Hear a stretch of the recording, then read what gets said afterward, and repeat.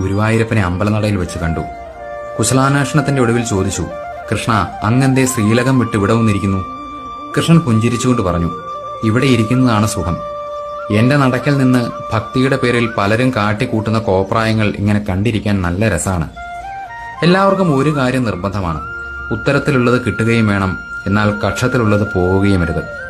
പുറം ലോകത്ത് സകല വൃത്തികേടുകളും കാണിച്ച് എന്റെ മുന്നിൽ മാന്യതയും ഭവ്യതയും അഭിനയിക്കും. വിശക്കുന്നവന് ഒരുപിടി അവൽ പോലും കൊടുക്കാത്തവർ അതുകൊണ്ട് എനിക്ക് തുലാഭാരം നടത്തും.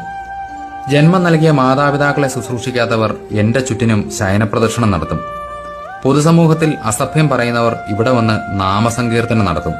വഴിയിൽ അപകടത്തിൽപ്പെട്ടവരെയും അശരണരെയും കണ്ടാൽ തിരിഞ്ഞുപോലും നോക്കാത്തവർ, സ്വന്തക്കാർക്കും സമൂഹത്തിനും വേണ്ടി ക്ഷണനേരം പോലും മാറ്റിവെക്കാത്തവർ എന്നെ ഒരു നോക്ക് കാണാൻ മണിക്കൂറുകളോളം മടികൂടാതെ വരി നിൽക്കും.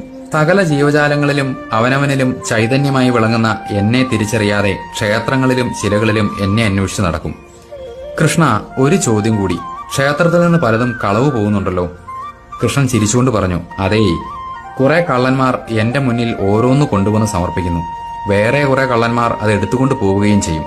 ഇതിൽ രണ്ടിലും ഞാൻ ഇടപെടാറില്ല. കിട്ടേണ്ടവന് കിട്ടാനുള്ളത് കൃത്യമായി കിട്ടിക്കോളും.